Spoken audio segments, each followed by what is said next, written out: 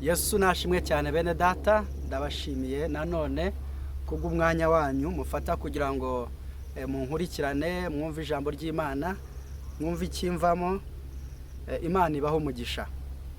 Uyu munsi nifuje yuko tuganira ku masezerano abiri aduhora imbere uko bukeye nuko bwije. Buri munsi mu yandi magambo, mbere yuko ufata umwanzuro w'ikintu cyangwa se mbere yuko ugira ikintu ukora, mbere yuko ugira ikintu uvuga, mu by'ukuri uba wabanje guhitamo gukurikira rimwe ryo muri ayo masezerano uko ari abiri. Rero nifuza ko uyu munsi dusobanukirwa aya mahitamo kandi tukamenya muri ayo mahitamo uko ari abiri cyangwa se muri ayo masezerano uko ari abiri, isezerano mu by'ukuri rikwiriye kuruta irindi. Dukwiriye umunsi ku munsi kurwana intambara yo kugendera muri iryo sezerano cyangwa se muri iryo hitamo. Reka dusenga Imana hanyuma twishyire mu biganza by'Uwiteka dutangire kuganira ku ijambo ry'uyu munsi. Mana yanjye, nongeye guca bugufi imbere yawe, nyemera aka kanya Umwuka Wera anyobore, amfashe kugira ngo icyo washyize ku mutima wanjye cyose Mwami mbashe kugitanga nk'uko wakimpaye. Kandi fasha mwene data kugira ngo abashe gusobanukirwa. Ijambo ryawe rimugira neza yuko ngo Umwuka Wera ngo niwo wemeza imitima yacu, ngo maze akanwa kacu kakatura ngo bityo tukabona gukizwa. Genda rero imitima y'abankurikira kugira ngo Uwera wa Isirayeli ubemeze ukuri kw'ijambo ryawe maze ubakize. Ndagushimiye ko wumvise gusenga kwanjye, bisabye nizeye izina ry'umwana wa Yesu, amen. Yesu rero aduhana umugisha. Muri uyu mwanya ngiye gusoma mu Baheburayo ibice 8, ndasoma mpereye ku murongo wa 7 kugeza ku murongo wa 10. Ijambo ry'Imana riravuze ngo iyo rya sezerano rya mbere ryinonosora ntihajyaga kuba hakwiriye gushakwa irindi. Murumva hari isezerano rya mbere ariko noneho hari irindi ngo byabaye ngombwa yuko rishakwa kuko ngo irya mbere ngo ryari ritinonosoye.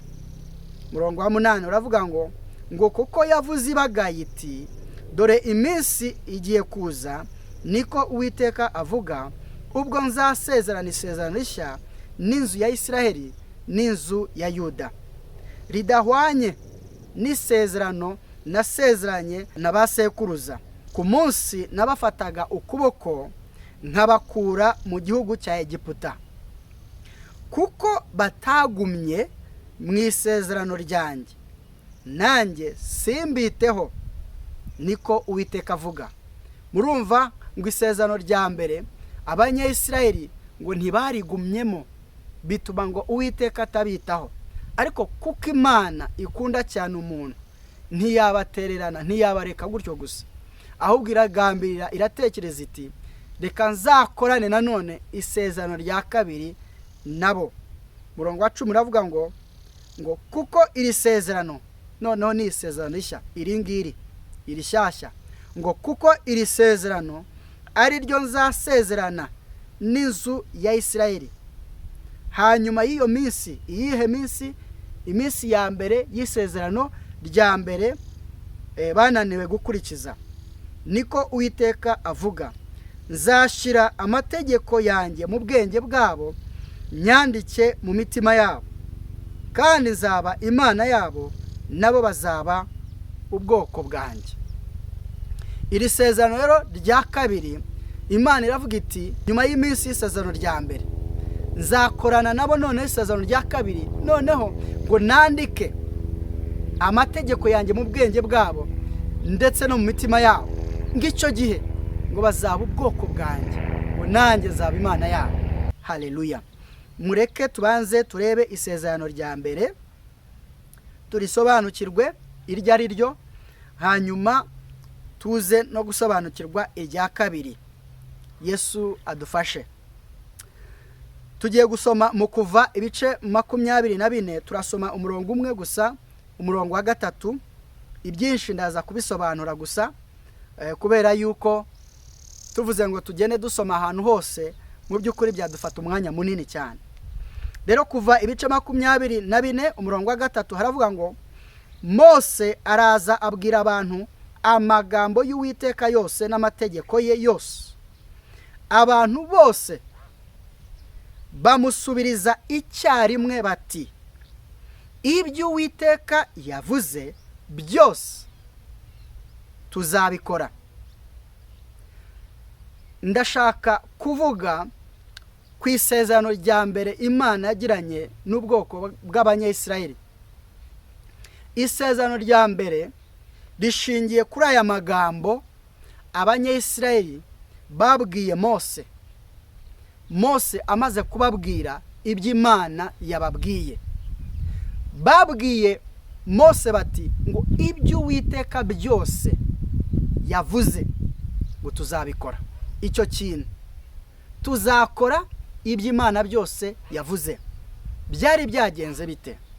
Imana yifuje kuvugana n'Abanyayisiraheli, ibwira Mose iramubwira iti, bageze ku musozi Sinayi, ibwira Mose iramubwira iti, bwira Abanyayisiraheli bihwezure, biyeze, bitunganye mu minsi 3. Nyuma y'iminsi 3 nzaza mvugane nabo.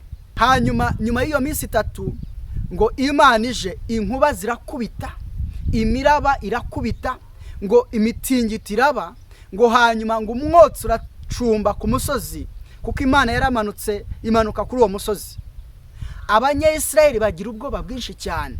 Imana itangiye kuvugana nabo, baravuga bati, Mose, twe ntabwo dushaka kumva Imana ituvugisha, ahubwo wowe genda, wowe aba ari wowe uvugana n'Imana, hanyuma twebwe uraza utubwira ibyo wavuganye nayo, kuko turumva nikomeza kuvugana natwe turumva turi bupfe. Mose arabahumuriza, ariko arangije aragenda ajya kuvugana n'Imana.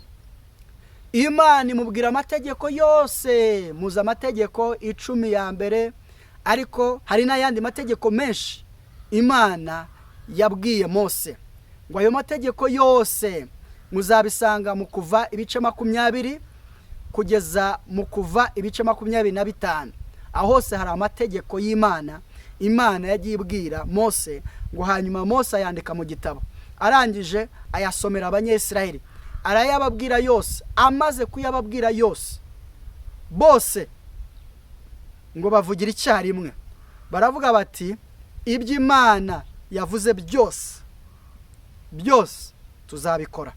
Amaze kuyabasomera ayakura mu gitabo, Imana noneho irongera kumuhamagara, iramubwira iti, azamuka umusozi noneho kugira ngo iyandike ku bisate 2 by'amabuye. Ndagira ngo iryo jambo kwandika ku bisate 2 by'amabuye risigare muri twebwe, kuko turaza kurigarukaho. Rero isezerano rya mbere mu by'ukuri rishingiye ku kuba Abanyayisiraheli baremereye Imana, barayibwira bati, ibyo uzatubwira byose cyangwa se ibyo tubwiye byose tuzabikora, tuzabyubahiriza. Iryo jambo tuza ni ukuvuga ngo bigaragaza yuko Abanyayisiraheli barimo kubwira Imana yuko bafite imbaraga, yuko bafite ubushobozi bwo kubahiriza buri kintu cyose yababwira. Mu yandi magambo, bariyiringiye, bariyizeye.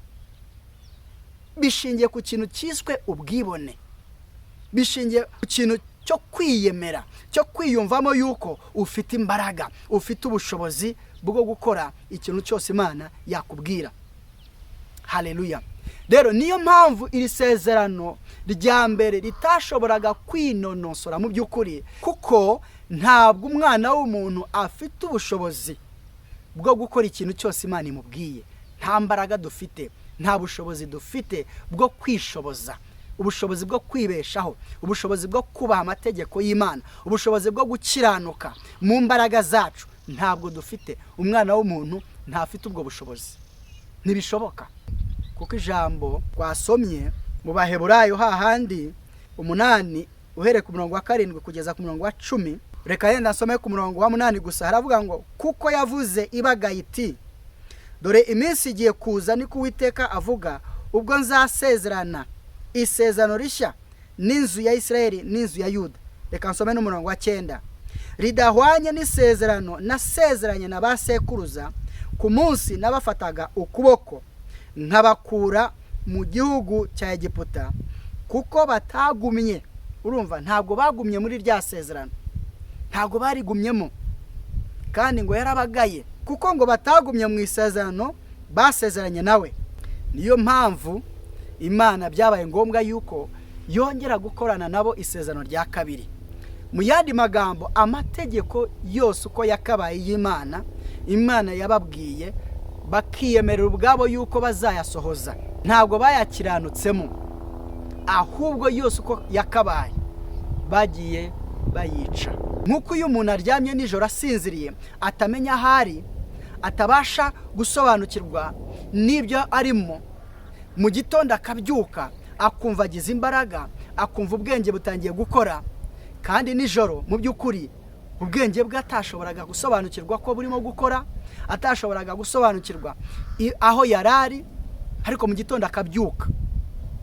Nk'uko umuntu mu by'ukuri atagambirira kumenya uko aryamye, uko asinziriye, uko tutamenya ibyo bintu, ni nako uko bukeye n'uko bwije Imana itubeshaho, tukisanga tubayeho gusa. Bugacya, umunsi urashize, undi munsi uraje. Uko utamenya ukuntu byabaye, nubwo watekereza ngo urapanga umunsi wawe kugenda, kandi rimwe na rimwe yenda bikagenda ko, ariko mu by'ukuri bijya bibaho yuko umuntu apanga gahunda ze ntizigende nk'uko zakagombye. Yenda buri mu rugendo ugenda aho wagombaga kujya guhura n'abantu, n'urugero ukagira accident, cyangwa se ukarwara bitunguranye, cyangwa se ukagira iyindi mpamvu, bya bindi wateganyije byose ugasanga ntibibaye. Iyo byabaye rero, ntukajye utekereza yuko ari imbaraga zawe, ni ubuntu Imana iba yakugiriye, iba yemeye ko biba. Haleluya. Ibyo turaza kubivuga cyane mu isezerano rya kabiri. Reka abari naho tugana, reka dusome mu Befeso ibice 2, turasoma duhere ku murongo wa 8 tugeze ku murongo wa 10. Haravuga ngo, mwakijijwe n'ubuntu kubwo kwizera, ntibyavuye kuri mwe, ahubwo ni impano y'Imana. Ngo mwakijijwe n'ubuntu kubwo kwizera. Mu yandi magambo, muri iri sezerano ry'Imana umuntu ahabwa gukizwa, ahabwa gukiranuka, ahabwa gushobozwa n'Imana, kubahiriza amategeko y'Imana, bigatuma akira. Akizwa iki? Akizwa kurimbuka. Akizwa iki? Akizwa ibihano yakagize kubera kutubaha amategeko y'Imana. Rero icyo umuntu asabwa muri iri sezerano rya kabiri ni ukwizera Imana, ni ukwiringira Imana, hanyuma kubw'ubuntu bwayo, iyo ubwayo ikaguhesha gukizwa, ikaguha gukira, ikagushoboza. Murongo wa 9, ntibyavuye ku mirimo kugira ngo hatagira umuntu wirarira. Ntabwo byavuye ku mirimo yacu, ntabwo byavuye cyangwa se ntabwo biva mu bushobozi wumva ufite, mu kumva yuko wakwishoboza, mu kumva yuko ari amategeko y'Imana ushoboye kuyubahiriza, ahubwo ni ubuntu bw'Imana n'imbaraga z'Imana, ni ugushobozwa n'Imana kuko twayiringiye, kuko twayizeye. Umurongo wa 10 uravuga ngo, kuko turi abo yaremye ituremeye imirimo myiza muri Kristo Yesu, iyo Imana yiteguriye kera kugira ngo tuyigenderemo. Iri sezerano rishingiye mu gukora imirimo Imana yaturemeye muri Kristo. Tuyikorera muri Kristo. Bivuze iki? Kwizera umwami Yesu bituma uba muri Yesu, bituma ibyo ukora byose biba ari ibya Yesu. Mwibuke, Yesu ntabwo yigeze akiranirwa. Yesu ntajya akiranirwa. Yesu nta cyaha yigeze akora igihe ari muri iyi si.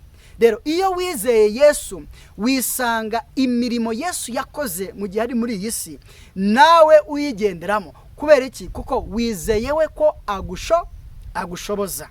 Haleluya. Ngo rero Imana ngo yaturemeye imirimo myiza muri Kristo, ngo kugira ngo tuyigenderemo. Tugendera mu mirimo myiza yo kubahiriza amategeko y'Imana, tubishobozwa na Kristo, bitewe nuko twizeye Yesu Kristo, bitewe nuko twiringiye Yesu Kristo.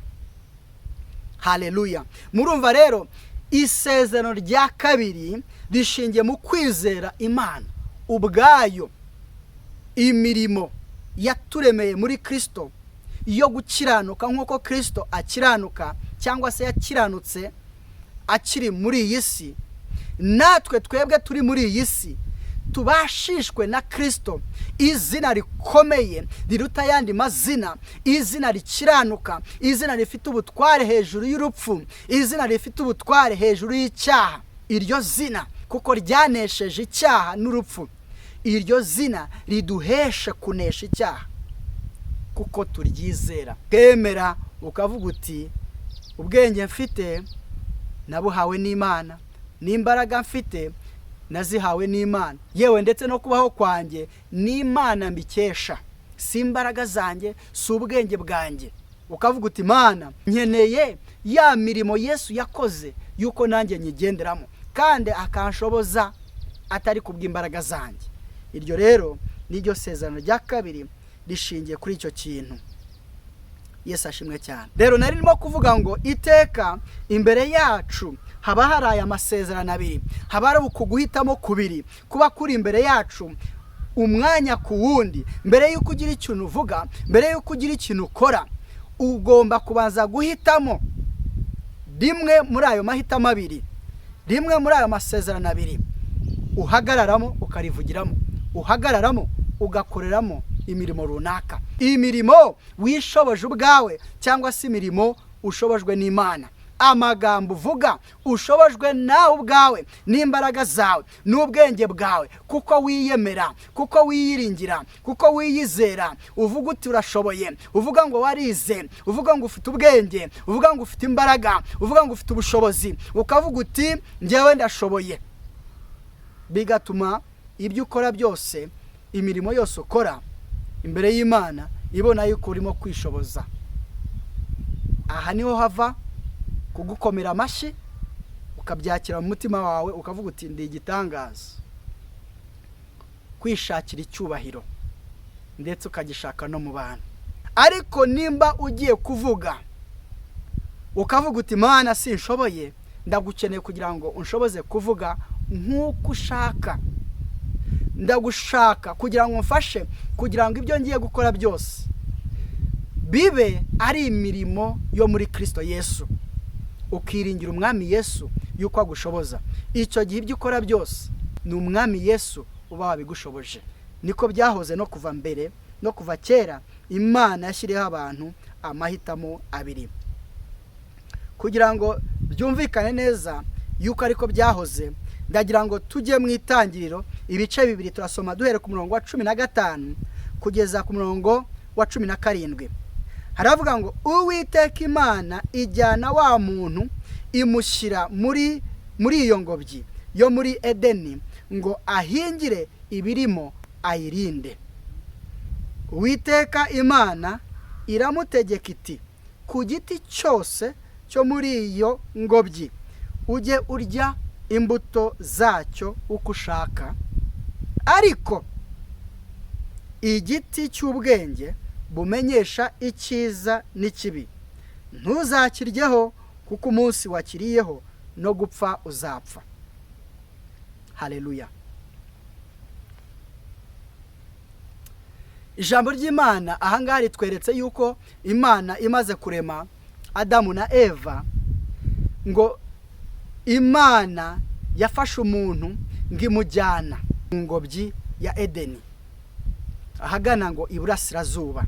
Imana ngo imushyira aho hantu, irangije ngo muri iyo ngobyi ngo imezamo ibiti byose by'igikundiro. Hanyuma ngo hagati muri iyo ngobyi ngo imezamo ibiti bibiri. Ngo igiti cya mbere ngo ni igiti cy'ubugingo, icya kabiri ngo ni igiti cy'ubwenge ngo bumenyesha icyiza n'ikibi. Ngo hanyuma Imana iramubwira iti, ngo ku giti cyose cyo muri iyi ngobyi ngo wemererwa kurya ku mbuto zacyo, ngo usibye ngo ku giti kimwe gusa, aricyo ngo giti cy'ubwenge bumenyesha icyiza n'ikibi, ngo kuko umunsi wakiriyeho ngo no gupfa uzapfa. Mu yandi magambo, bene data, sinshaka kuvuga ku bindi biti, reka tuvuge ku biti bibiri. Ibiti Imana yashyize hagati mu ngobyi. Igiti cya mbere ngo ni igiti cy'ubugingo, ijambo ry'Imana riravuga, Yesu niwe wabyivugiye, yaravuze ngo ninjye nzira, ukuri n'ubugingo, ngo ntawe ujya kwa data ntamujyanye. Murumva Yesu arahamya yuko ari ubugingo. Ahanga muri Edeni ngo harimo igiti cy'ubugingo, kandi Yesu akavuga ngo niwe bugingo. Muri Yohana igice cya mbere uhereye ku murongo wa mbere, aho ngaho tuhasanga amagambo avuga ngo mbere na mbere ngo hahozeho jambo, ngo kandi jambo uwo ngo yahoranye n'Imana, ngo mu byaremwe byose ngo nta na kimwe kitaremwe nawe. Niki nshaka kuvuga? Nari ndimo kuvuga ngo muri Edeni Yesu niwe wari igiti cy'ubugingo. Twumvise aya magambo atubwira ngo mbere na mbere ngo hahozeho jambo, ngo kandi jambo uwo ngo yahoranye n'Imana, ngo mu byaremwe byose ngo nta na kimwe kitaremwe nawe. Mu yandi magambo, mbere na mbere muri Edeni n'ubundi Yesu yari ahari, niwe giti cy'ubugingo. Imana mbere na mbere kuva irema Adamu na Eva yifuzaga yuko Adamu na Eva bemera kubeshwaho nayo. Icyo Imana idusaba gusa ni ukwiyizera yuko ariyo yatubeshaho. Ariko igiti cy'ubwenge bumenyesha icyiza n'ikibi, Imana ibwira Adamu, iramubwira iti icyo cyo ntimuzakiryeho, ngo kuko umunsi mwakiriyeho ngo no gupfa muzapfa. Haleluya. Bene data, bino biti birimo kuvugwa ntabwo ari ibiti bifatika, si bino biti bisanzwe, kuko mu isi bifatika ntabwo habaho igiti cy'ubugingo. Nk'uko twumva ngo igiti cy'avoka, amagambo arimo kuvugwa ahangaha ari mu isi y'umwuka. Igiti cy'ubugingo n'igiti cy'ubwenge bumenyesha icyiza n'ikibi. Yesu nashimwe cyane. Igiti cy'ubwenge bumenyesha icyiza n'ikibi kivugwa ahangaha mu by'ukuri ni amategeko. Kubera icyo ari amategeko? Nuko amategeko agira ibice bibiri. Amategeko atwereka ibyiza, amategeko akatwereka n'ibibi. Kandi batubwiye ngo ni igiti cy'ubwenge bumenyesha icyiza n'ikibi. Mu itegeko haba harimo igice cy'icyiza, hakabamo n'igice cy'ikibi. Urugero, itegeko rirakubwira ngo ntuzibe. Mu yandi magambo, kwiba ni bibi, ariko kutiba ni byiza. Ni ukuvuga ngo ku muntu utibye aba yubashye itegeko ry'Imana, aba akoze icyiza. Ariko umuntu wibye aba yubahutse gukora igitandukanye n'ubushake bw'Imana, aba akoze ikibi. Mu yandi magambo, amategeko n'ubwenge bumenyesha icyiza n'ikibi. Haleluya. Ariko umuntu ushaka gutungwa n'amategeko y'Imana, kumva yuko yakwishoboza, adashaka gutungwa n'ubuntu bw'Imana, kubera ko yizeye Imana, yiringiye umwami Yesu Kristo, uwo muntu ushaka gutungwa n'amategeko yibwira yuko azishoboza, uwo muntu no gupfa azapfa. Niko ijambo ry'Imana rivuga, kandi niko kuri kw'Imana. Twabibonye Abanyayisiraheli bagirana n'Imana isezerano, Imana ibaha amategeko bavuga ngo iby'Imana byose ivuze ngo tuzabikora. Ntabwo babikoze, ahubwo bahereye ku itegeko rya mbere batangira kuryica. Itegeko rivuga ngo ntugasenga indi mana, bahise baryica. Mose akiri no ku musozi, yagiye ku musozi kugira ngo Imana imwandikire ayo mategeko ya mbere 10 ku bisate 2 by'amabuye. Akiri ku musozi, Abanyayisiraheli bahise biremera igishushanyo kibajwe mu kimasa cy'inka, batangira kugisenga bakiramya ngo niyo mana yabo. Rero bahereye ku itegeko rya mbere baryica. Kubera iki?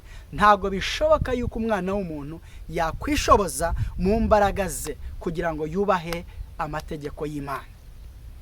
Mwene data, emera ubuntu bw'Imana, emera gufashwa n'Imana, emera gushobozwa n'Imana, emera umwuka w'Imana akuyobore, agushoboze. Emera Imana yandike amategeko yayo mu bwenge bwawe, mu mutima wawe, Imana igushoboze. Isezerano rya mbere Imana yanditse ku bisate bibiri by'amabuye amategeko yayo, ariko isezerano rishya cyangwa se isezerano rya kabiri Imana irifuza kwandika amategeko yayo ku bisate bibiri ariko byo muri wowe, aribwo bwenge bwawe ndetse n'umutima wawe. Imana irifuza guhindura ubwenge bwawe bushingire ku mahame yayo, ku mategeko yayo, wibwira ibyayo, ugendere mu byayo, kuko ari byo biri mu mutima wawe, kuko ari byo wifuza gukora, bitume ushobozwa n'Imana kubikora kuko yabigushizemo kandi iragushoboza. Umwami Yesu Kristo ubwe niwe watugeza mu ijuru. Emera kumwizera, emera kumwiringira uko bukeye n'uko bwije. Buri munsi nari ndimo kubabwira ngo buri munsi ayo mahitamo aba turi imbere. Nugera ahantu ukumva utangiye kwiyemera, utangiye kwirata kubera ikintu wakoze cyiza, abantu bakagishima, nawe ukumva muri wowe bayigitangaza, jya umenya yuko ako kanya uhagaze mu isezerano rya mbere ryo kwishoboza. Ariko nukora ikintu cyiza abantu bakagukomera amashyi, ugaca bugufi muri wowe ukavuga uti Mana ushimwe, si imbaraga zanjye ahubwo niwe wanshoboje Mana, icyo gihe biba bivuze ngo uri mu isezerano rishya. Buri munsi duhitamo ibyo bintu uko ari bibiri biri imbere yacu. Mbere yuko ugira ijambo uvuga, mbere yuko ugira ikintu ukora, uba wabanje guhitamo muri ibyo bintu bibiri. Hitamo rero mwene data gufashwa n'Imana, hitamo kwiringira Imana, hitamo kwemera ubuntu bw'Imana. Imana yagushyize imbere bwo gufashwa nayo, bwo gushobozwa nayo. Emera Yesu nk'umwami n'umukiza ubugingo bwawe. Buri munsi umwemerere kwagukiriza ubugingo, buri munsi umwemerere yuko agushoboza, buri munsi umwemerere kugendana nawe. Imana igufashe, Imana imfashe mu izina rya Yesu. Mana ndagushimiye kubw'uyu mwanya. Fasha data mwene data, nanjye umfashe mwami, kugira ngo twese tubashe kugendera mu buntu bwawe, kugira ngo twese tubeho tukwiringiye, tubeho tukwizeye yuko ari wowe wenyine wadushoboza kukubaha, wadushoboza kugendera mu nzira zawe, wadushoboza gukiranuka tukiri kuri iyi si, tukagendera mu nzira zawe tukiri kuri iyi si, tugakiranuka, kandi mwami ukazatugeza mu ijuru. Ndagushimiye ko wumvise gusenga kwacu, bisabye nizeye izina ryawe Yesu, amen. Imana ibaho umugisha, naho ubutaha.